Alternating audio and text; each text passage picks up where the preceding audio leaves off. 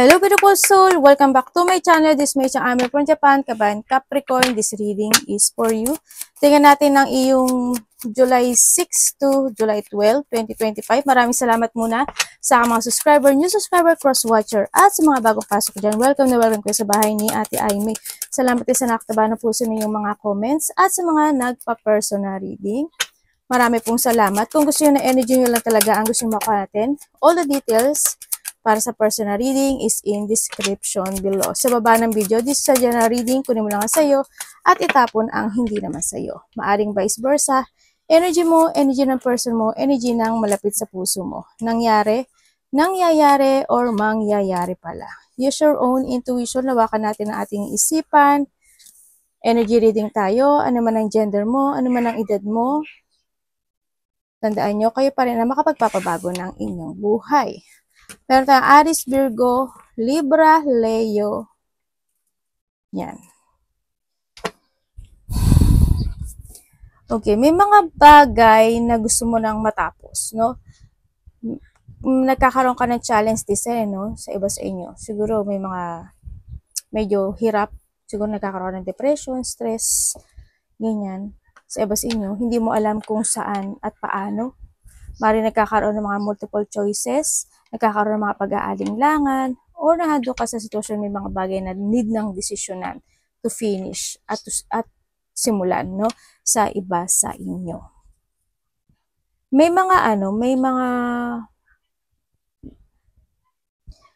magaganap, sa iba hindi lahat, maari may mga pagpaparaya o kaya may separation, ano, sa iba sa inyo, maaring magkakaroon ng separation, maaring ikaw ang aalis or someone, ganyan.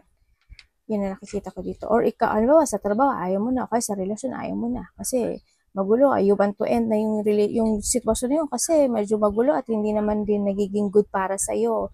Diba, maaring nagkakaroon lang ng conflict o away, ganyan, no? Na doon na nagkakasakita lang din. No, may mga ganun. Or maybe nakakaramdam ka ng painful situation sa iba sa inyo. Mag-ingat kayo when comes sa mga matatalim na bagay, ikaw or someone into your life, o maaari na makaka-receive ka lang ng information na gano'n ang situation. Maaari matusok, mahiwa, ganyan, may sugat, may dugo, ganyan. Ingat lang din. No, warning lang naman, hindi naman lahat to. Maaari may mga accident, may mga biglaang mangyayari, and also maaari may mga hospital, doctor, or there's a surgery. No, o may mga dapat na kailangang magpa-check up, maaaring pwedeng ganun sa iba sa inyo.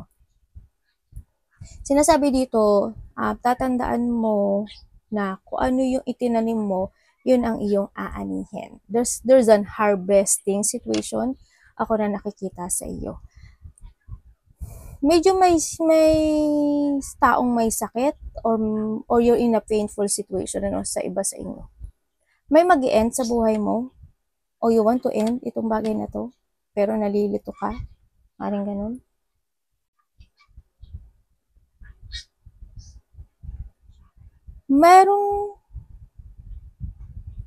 May tao dito na ano, no, may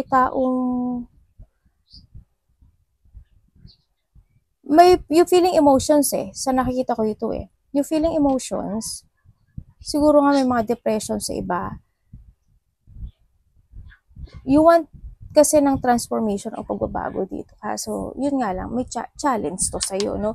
Sa nakikita ko dito. Maaring sa work, maaring in your profession, maaring in relationship, maaring kung anong aspeto ng buhay mo yan. Nandun ka sa sitwasyon na yun. You want to settling down. Gusto mo na ng stability, and syempre, kailangan dito istibay ng loob. Don't be stuck. Sinasabi rin dito, don't be stuck. May mga magaganap na conflict, malaki o maliit man yan. Hindi, iba-iba kasi kayo. Maring ganun. O kaya may mga tao na chichismisan ka o pag-uusapan ka dito. Sa nakita ko dito, may mga small problem, hindi naman lahat kayo, pero siguro may mga poproblemahin lang kayo. Ganyan. Small problem, may mga pagkabalisa o mga taong magiging madaldal, ganyan. O yung pag-uusap, ay ano ba yan sa iba sa inyo? Teka lang, sabi ko parang may tumalsik May excitement daw na darating, or maybe makakaramdam ka ng excitement sa iba sa inyo. O kaya exciting ka na sa isang bagay, sa isang sitwasyon na gusto mo nang tahakin sa buhay.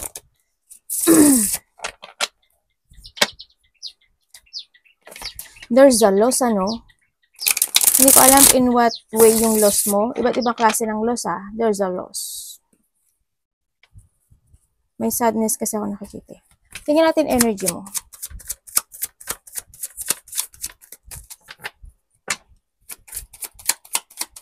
Energy ni Capricorn.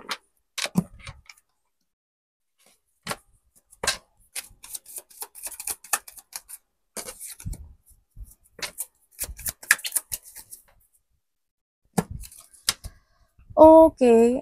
Ang energy na nakikita ko sa'yo dito, may mga bagay ka na iisipin. Pero magiging tahimik ka dito no?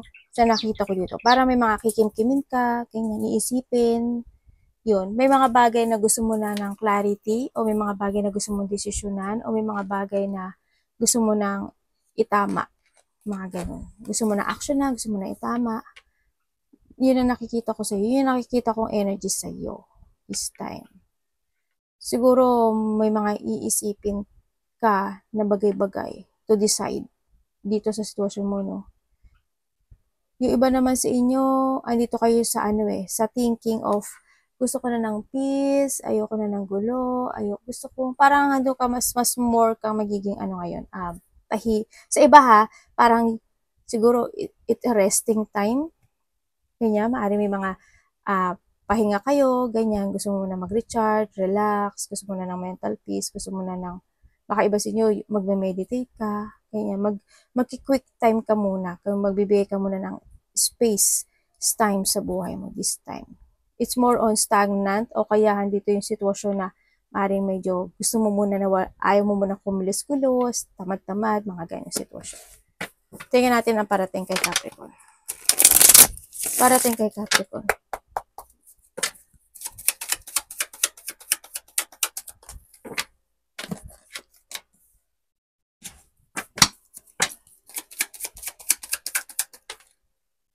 Uy.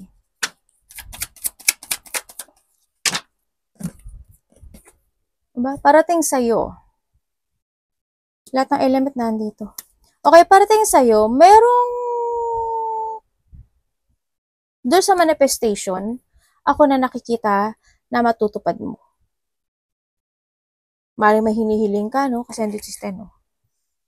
Maring may isang bagay o isang sitwasyon na matagal mo nang hinihintay at matagal mo nang inaasam. And this time, maaring andun ka na nasa sitwasyon. Maaring marireceive mo siya this time sa nakikita ko dito.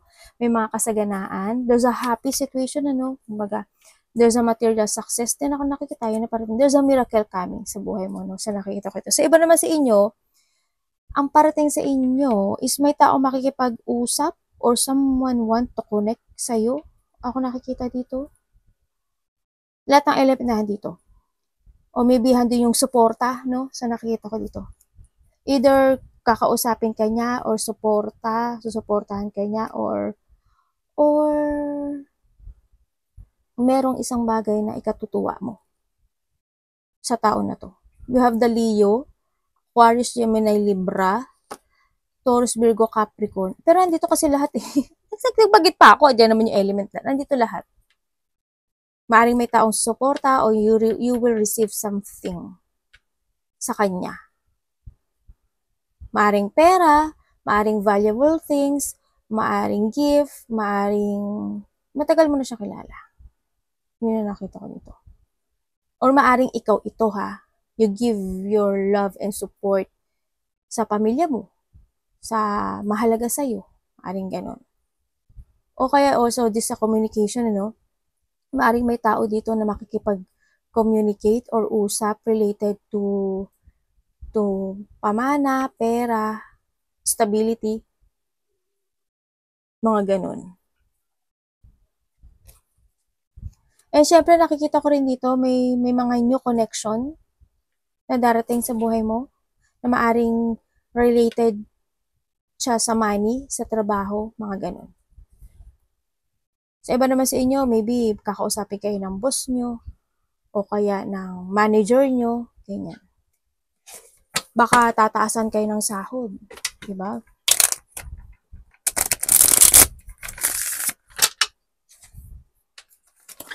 Ba't baliktad to? Sabi ko parang baliktad. Baliktad pala yung gawa ko. Tingnan natin dapat iwasan. Kumbaga may parating sa'yo na good luck or something prosperity, wealth, yan. Kasaganaan. Tingnan natin ang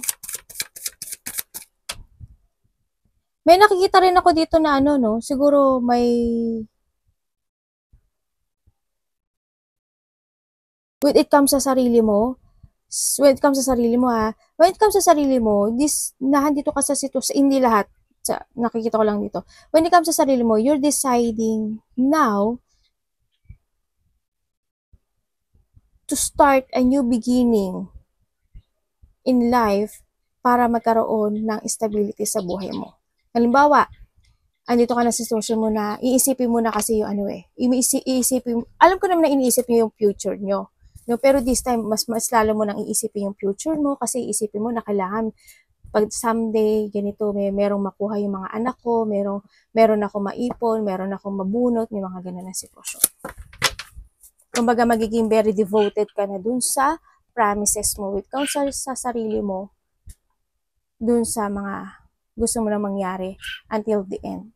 Ganyan, may makuha ka, may mabunot, may pamana, mga ganyan. Dapat iwasan ni Capricorn.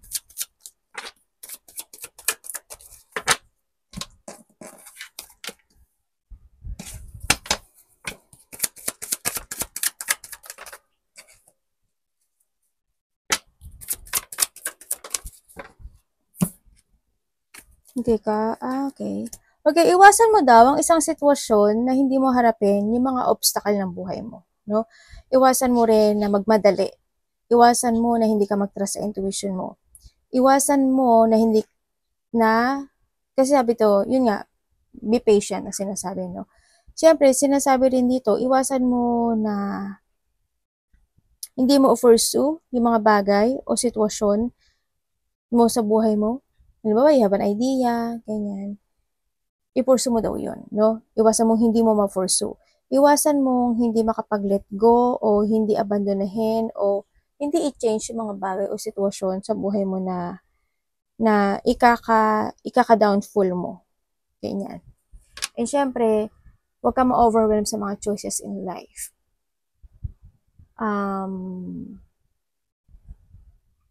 Mag-focus ka sa mga pangarap sa buhay. Iwasan mo na matrap or you feeling trap or magpa-trap, no? Sa mga bagay o sitwasyon na ikakalungkot o ikakasira mo, no? Kumbaga, may mga bagay na something must be let go, sinasabi dito. Siyempre, iwasan mo rin yung hindi mo ipaglaban yung sarili mo in a way na alam mo naman na tama ka. Diba? Yun. Iwasan mo na hindi mo harapin yung takot mo kung ano may mga magiging choices or anong outcome nun, kailangan mong tanggapin. Saka iwasan mo lang yung pagiging matahimik. Yung manahimik lang. No? Kumbaga, may mga nagaganap o nangyayari Handyan ka lang, tahimik ka lang. Magbigay ka rin ng opinion mo, magbigay ka rin ng panig mo, ganyan. Kumbaga, open your eyes din, kumbaga sometimes, no, sa iba sa inyo. May mga bagay kasi na kailangan mo magsalita. Tingnan natin ang love. Love is sa lahat, kapatid, anak, magulang, karelasyon, kaibigan. Kamusta ang love ni Capricorn this week?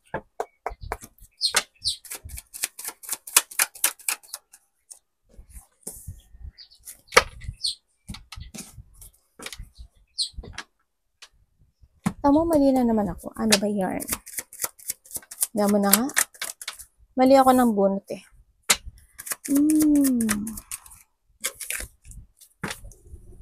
Okay, when it comes sa love, panalo Moon and moon, no? Okay, when it comes sa love, andito yung sitwasyon na maaring, kung kayo nagkahiwalay kung kayo nagkahiwalay, kasi nakita ko na maaring nagkaroon ng mga trouble, agreement, disagreement, conflict, something, hindi nagkasundo, no? Maaring both, pareho kayo, or isa sa inyo, is nahadon kayo sa sitwasyon na nagiging feeling emotions kayo dahil sa pag-abandonay niya sa'yo dahil sa niloko niya, nirakbutan ka niya, binackstab ka niya, pinagtaksilan ka niya, or vice versa, no? Nandun yung super emotional. Ganun din naman itong tao na to sa nakikita ko sa kanya, no? Nagkakaroon siya ng struggle this time. Nagiging emotional din itong tao na to dahil sa paglikas o pag-abandonahan niya sa'yo. Sa nakikita ko dito. Naiisip ka pa naman niya or ikaw ito, no? Medyo nagja-jangling siya kasi naiisip nitong tao na to, bakit ganun, bakit ganyan? Nahahata kasi siya na nakaraan, bakit ganun ang ginawa ko or vice versa. Yan, naiisip niya yung mga sitwasyon na yun. Nakikita ko dito na gusto niyang uli na makapagkasundo sa'yo, gusto niya makapag-usap, gusto niya ng union sa'yo, or this is you sa iba sa inyo. Sa iba naman sa inyo, may namatay pala, no? May namatay na ano, no? Mahal sa buhay.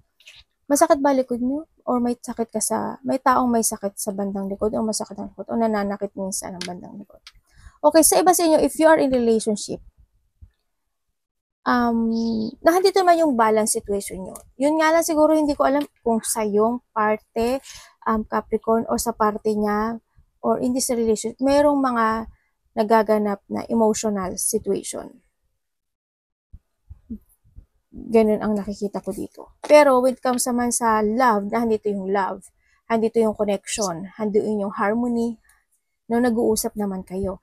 Yun nga lang siguro, isa sa inyo siguro may mga pinagdadaanan na sitwasyon, no? Kaya siguro, kumbaga maraming tumatakbo sa isipan ng isa sa inyo, medyo magulo yung isip, maraming iniisip, bagay-bagay. Siguro isa sa inyo maraming iniilusyon, dinidreams, o kaya pagising-gising sa gabi, maaring ganun. Yun. Pero nandun naman yung love nitong relationship na to, no? So, nakita ko dito. Ay, naku, ano ba yan? Merong something sa balikat ko. Ay, kaloka. Tingnan natin. Capricorn. Ito nga hawak ko.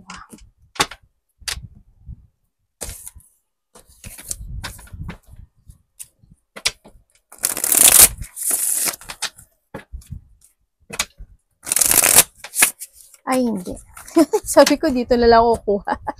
Ayun, yung pa rin ang lumabas.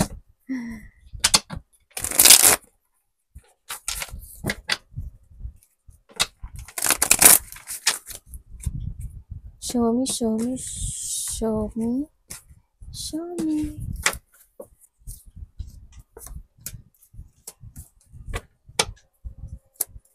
May hinihintay kayo? Iba sa inyo, ano kayo no? Ano yun? Gusto nyo muna, parang mahilig kayo magmuni-muni, gusto nyo mag-isa, gusto mo pag-isa. Ganun.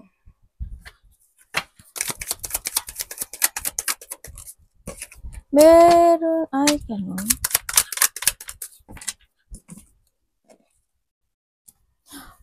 Okay. Ang nakikita ko sa'yo dito, alam mo yung kahit na stress ka at kahit na may mga inaalala ka, nagkakaroon ka ng depression, anxiety, fear, pag-aalala, kung ano man yan, no? May mga feeling hopeless pa rin, pero andito kasi situation mo na just standing strong. Alam mo yung nagpapaka-strong ka kahit na deep inside, marami kang iniisip, Minari ka wino-worry, lalo na pagdating siguro sa trabaho mo o sa pera mo, no? Sa nakikita ko sa dito. Talagang doon yung, alam mo yung nakikipagsapalaran ka sa iba sa inyo. Sa iba naman sa inyo, ang nakikita ko dito, siguro iba sa inyo, meron kayong ano yung nightmare, no? O kaya may mga mind drain kayo. Mayroon ako nakikita maaring nahata kayo ng mga nakaraan na situation sa iba sa inyo. Yan, may mga maari din na in the past is maari may mga pinagsisisihan na kayo o kaya ando yung mga deep unhappiness situation happen in life and this time you're starting a new beginning in life. Maaring yung mga parte na yun ay magtatapos na, maaring nagkakaroon ka na ng mga new strategy, nagkakaroon ka na ng mga bagong pagkaplano, nagkakaroon ka na ng mga bagong pananaw sa kinabukasan.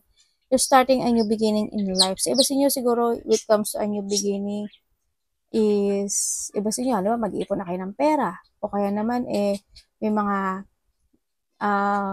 pag-uumpisa ng mga bagong trabaho. O kaya, bago pagkakaperahan. Starting a new project or any situation na nakikita ko dito. Kung may mga situation na uumpisahan mo na a new beginning in life. Ito, no, sa nakita ko to. Maari yung mga stress situation is magtatapos na or in a month, in a day, in a week, or a month, maaring ito is magtatapos na. Halimbawa, may mga pagkakautang pala kayo, di ba? Baka this time is makakaahon ka na, o kaya yung hirap na dinaranas na mo na related to your work or to your money, stability, is after na mga nabanggit ko is unti-unti ka na makakaahon sa iba sa inyo. May tao dito na na iniisip ka niya gabi-gabi at maaring itong tao na to is bumalik siya sa'yo.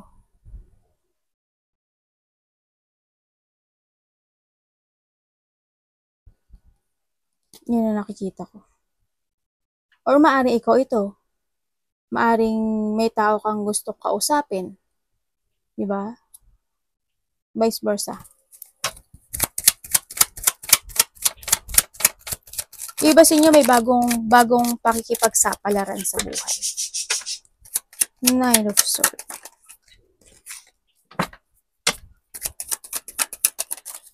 Dami namang lumabas. Tamo, Magician, no? Diba? Pero beginning ka. Okay. Ang nakikita ko sa'yo dito, Capricorn, this time you chase your dream. Sa nakikita ko dito. You chase your dream, may mga bagay na you escape or may mga bagay na i-withdraw mo, i-let go mo, may mga bagay na mag-walk away ka. Maybe you try a new path in your life, you're entering to a new world or you're entering to a new situation in life kasi andito na rin si Magician sa nakikita ko dito. Andito na kasi situation mo na may mga bagay na you're getting away with something dito. Ay, bakit ganun yung iba hindi? Bakit? Ang energy mo, hati-hati kayo, no? Sa dami niyo ba naman Capricorn? Iba sa inyo hati, iba dito natatakot sumubok. Alam mo yun, natatakot humakbang. Matatakot humakbang sa inyong experience in life. Yung iba sa inyo. Kasi, andun yung, alam niyo yung hindi kayo makapag-desisyon. Ganun, you don't know if magko-crossroad ka o hindi. Nando kasi kung magre-renewal ka o hindi. Yung mga ganun sitwasyon. May mga binilak na kayo or someone's blocking, no? So, nakita ko dito. May mga tensyon na hindi pa nare-resolbahan sa nakikita ko sa iyo dito. Yung mga bagay na gusto mo i-pursue pero hindi ka makapag-pursue, no? Medyo hirap ka ata. Dito sa sitwasyon mo, ang nakikita ko sa iyo, may bigla ang magaganap o mangyari sa buhay mo. Maari magkakaroon ng bagong pagtahak sa buhay. Biglaan siya. Biglang may magaganap na biglaang sitwasyon in your life. Dito. Halimbawa, hindi mo ine-expect na, halimbawa lang sa trabaho, na handito ka sa section 1, bigla kang nilipat sa section 2, section 3, mga ganun. O kaya, basta may biglaang magaganap o mangyari sa'yo na panimula. Ganyan. Ako nakikita sa'yo. Also, in this situation, may bigla ka daw makikilala. Or someone want to commit. Bagong tao in life.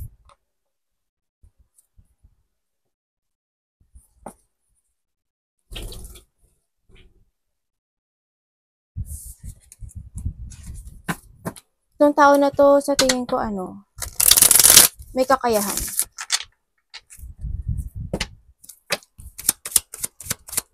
There's a new beginning happen sa buhay mo ha, dito ha. Or you need to commit. You need to commit to create, to start a new beginning in life. Kumbaga, you need to commit para magkaroon ng, para yung making things happen in life. Kumbaga, wag ka lang maghintay na bumaksak yung bunga ng kusa na hindi mo sinusungkit. Ganyan. Kumilos ka rin, syempre, dito, no? Sa nakita ko dito.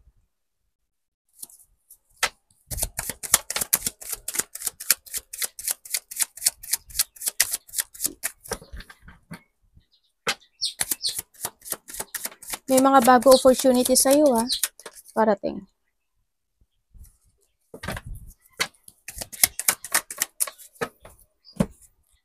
Ay, devil, oh.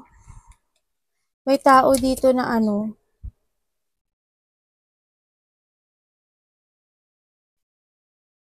May tao na stagnant or may tao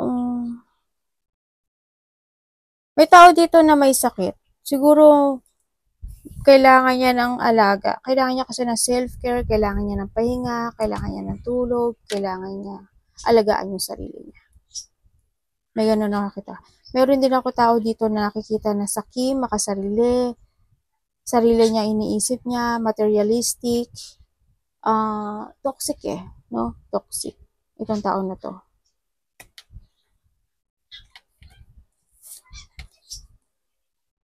Okay, nandito ka sa very dependent yung energy.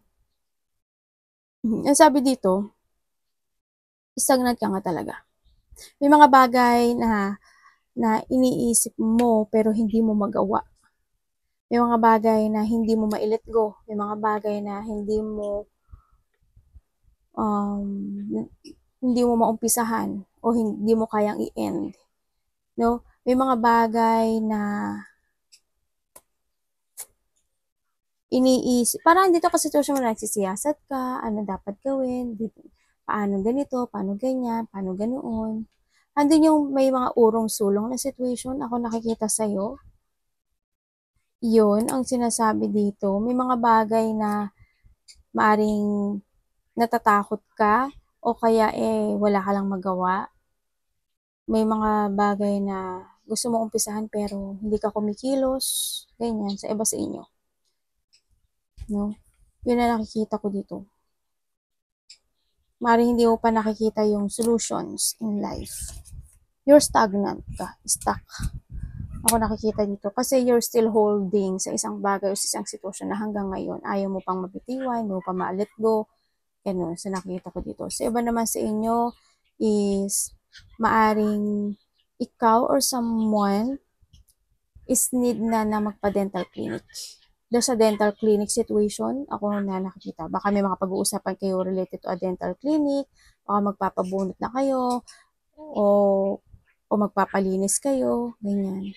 Kung magpapapustiso kayo, ano ba yung magpapa-implant, ano ba mga mga gano'n na nakikita ko dito. Or someone.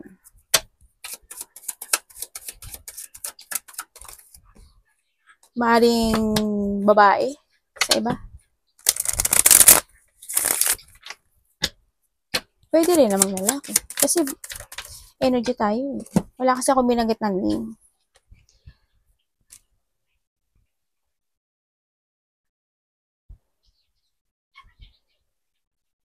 Sana hindi lahat. Universe, tapos na to. Tanong ko ha. Meron daw makikipag-collaborate sa'yo. Nyak. Ganun. Okay. Tamo.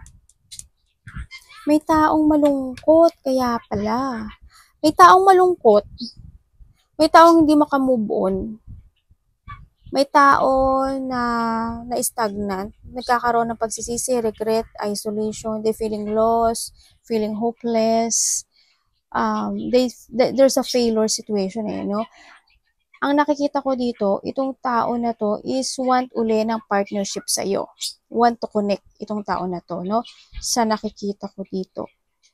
maaring kung this is a relationship, maaring hihingi siya ng tawad sa iyo, no? Or maaring magkakaroon ng connection eh. Text message, communication, parang ganun sa iba. Sa iba ganun. Maaring in a distance siya. Pero bakit kaya no? Bakit parang someone's spying eh. May nag-i-spy sa'yo. May nagmamadjag sa'yo. Mag-trust ka sa intuition mo May tao dito na someone want to deal. Maaring may mga may mga bagay na hindi mo masabi, Capricorn. Ang nakikita ko may mga bagay na hindi mo masabi, kinikimkim mo lang. Ganun. Parang oo ka lang ng oo. Siguro wag sana, no? Sana wag. O nakikita. Ingatan mo rin yung pera mo kasi mas marami daw yung lumalabas sa pera mo. Sa nakikita ko dito. Diba dito nagkakaroon ng migraine, stress, anxiety, depression, alalahanin, nahatak ng nakaraan, ganyan. You want to create something into your life, pero hindi ko lang alam why, pero maaring may mga dapat pang pag-aralan, may alamin, dapat i-research, dapat aralin, dapat siyasatin. May mga ganong sitwasyon ako na nakikita dito. Bago ka mag-move forward o mag-start ng bagay na yun, no? Siyempre, para hindi ka rin maloko. No, sinasabi rin dito. May mga situation of delay and cancel. May mga ganun ako nakikita sa'yo. Hope walang mangyaring magkaroon ng delay, no? May mga ganung sitwasyon. Nakikita ko rin kung may mga magbabayad ng utang, pwedeng ma-delay, pwedeng may mga mangungutang na hindi makabayad, wag naman po sana, di ba? May mga out of control situation, and then may mga gustong umpisahan na pagpapaliban mo na. Sana wag. No? Yun ang nakikita ko to. May pagtulong din ako nakikita May either may hingi sa'yo ng tulong o may tutulungan ka. Arigato namaste, God bless.